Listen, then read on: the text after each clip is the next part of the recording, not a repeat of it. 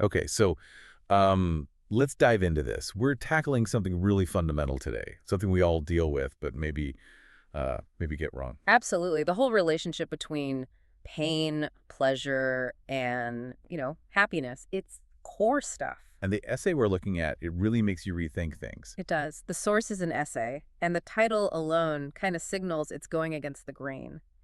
The Idiot's Guide to Emotional Intelligence. Why we need pain. Right.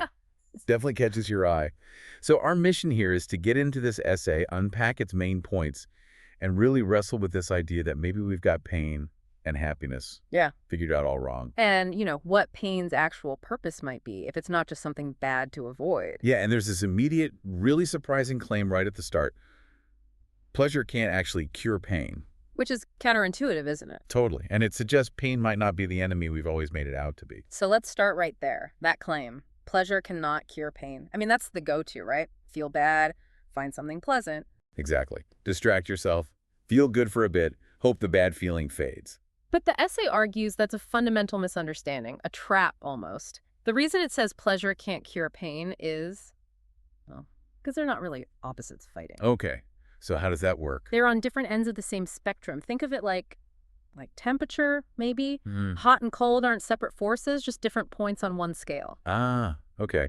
So biologically, how does the essay back that up? It mentions that the parts of our brain dealing with intense pleasure are deeply wired into the same areas that handle pain and aversion. It's not two separate buttons for good and bad. More like one system. Pretty much.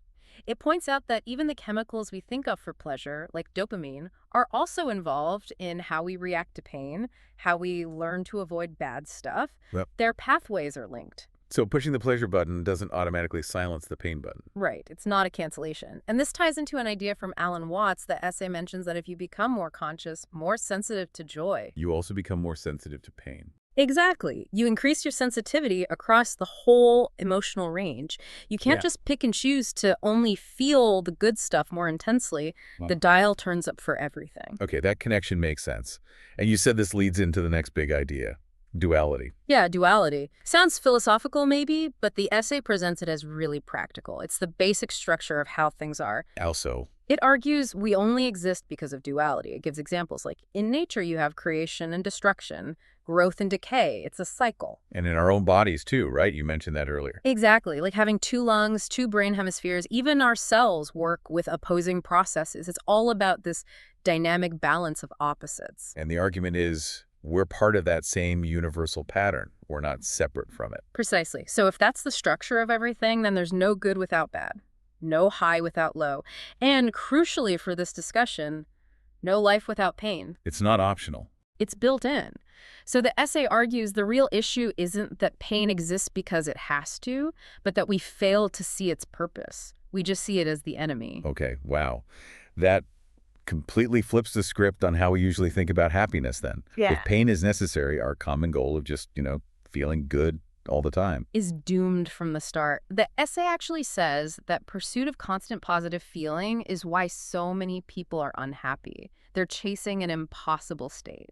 So if happiness isn't the absence of pain, what's the alternative the essay offers? What does it look like? It suggests truly happy people aren't the ones who never feel bad. They're the ones who can be guided by their negative emotions. They aren't flattened or paralyzed by them. So it's not about getting rid of the bad feelings. No, it's about understanding why you're feeling them, letting that meaning inform what you do. The focus shifts completely. It's less about how good do I feel right now and more about what is this feeling telling me? What's its purpose? That makes sense. Eh.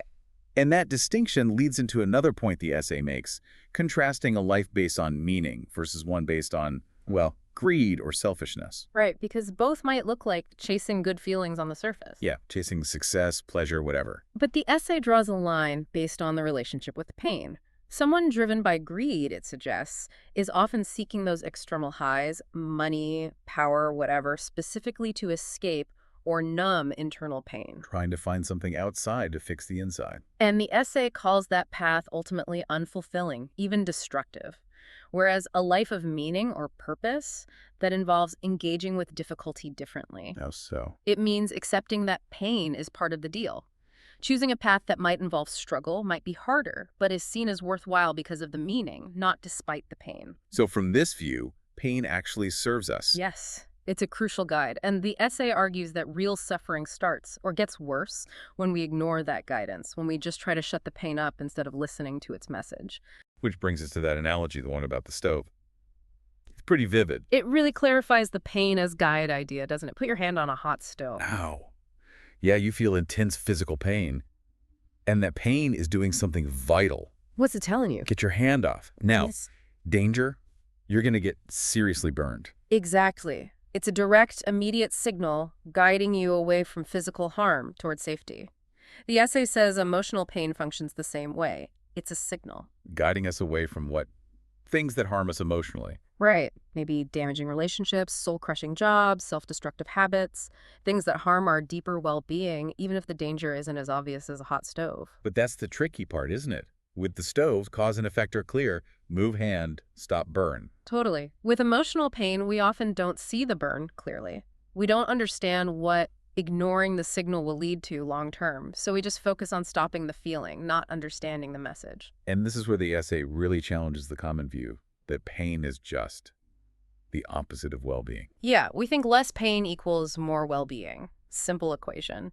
But the essay flips it. It argues pain isn't the blocker to well-being. It's part of creating it. Exactly, a necessary component. Like, fever isn't the enemy of health. It's part of the body's system for fighting infection. Pain is part of the mind's signaling system for well-being. Okay, so if we try to accept that pain is a guide, it's necessary, what does the essay say we actually need to do? What's the work involved in changing our relationship with it? Well, it mentions two key things we need to sort of internalize. The first is a bit uncomfortable. It suggests that deep down, maybe we don't really want to avoid pain as much as we think. How does that work? It points to how we often admire people for external success fame, riches thinking they've somehow conquered pain. But then you hear about how empty or unfulfilled many of them feel. The external chase didn't actually fix the internal stuff. Because those external things we think will bring lasting happiness or end pain, they just don't deliver. Right. We're chasing the wrong solution. So the second requirement is to change our goal altogether. It's not about transcending pain, reaching some magical state where you never feel it. So what is the goal then? The essay suggests aiming for something more like a neutral emotional pH, or it uses the phrase shifting the baseline, not constantly chasing highs or desperately suppressing lows. Shifting the baseline. Yeah. Okay. What does that actually mean? How do you, do that? It's described as adjusting your core emotional receptivity, not numbing yourself, but changing your default internal setting, making your emotional home base more stable, less reactive to the extremes. And the essay says this is the hard work we tend to shy away from. Why? Why avoid that internal work? Does it feel like giving up? Often, yeah. It feels like giving up on the dream of those amazing external highs, that feeling of finally making it and having everything be perfect. Letting go of the big win. But the essay argues what you're really giving up is the illusion that those external things or constant highs were ever the path to sustainable happiness or peace in the first place. And by letting go of that illusion, you actually gain something more real. A genuine shift inside. Exactly. A shift in perception that does lead to more stability and, well, a deeper sense of well-being. And this state, the one you reach by shifting the baseline, the essay calls it peace. Yes. Peace in this context isn't about feeling nothing or feeling blissful all the time. It's that state where you're not desperately chasing the next high and you're not exhausting yourself trying to push down the lows. So it's not numbness, it's acceptance, stability. Kind of. It's moving from just trying to survive the emotional ups and downs to being able to thrive within them. When your sense of worth isn't tied to external results or how you feel moment to moment, you become free. Free to just be present, experience the day. Yeah. To appreciate what comes, good or bad, knowing you can handle the range of human feeling. And then there's that final realization the essay builds towards. When you stop that frantic chase for happiness. You realize you weren't really running towards anything sustainable. You were just trying to outrun yourself, trying to escape your own feelings, your own internal world, your own pain. And the kicker is, you only reach that understanding, that peace. Because of the pain. That's the profound twist at the end. Your pain wasn't the obstacle, it was the path. It lined the way, guiding you, pushing you towards this deeper understanding all along. Wow. Okay. That really reframes everything. Pain isn't the problem to solve, it's the teacher, the guide. Exactly. It challenges us completely. Stop fighting it. Stop fearing it. See it as an integral part of your internal guidance system, something that enables awareness and ultimately a more genuine, grounded kind of peace. So wrapping up this deep dive, if we take this essay seriously, if pain really is a guide, maybe the question for you, the listener, is what is your emotional pain trying to tell you right now? Yeah. What might shift if, instead of just trying to make it stop, you actually paused and tried to listen to its message?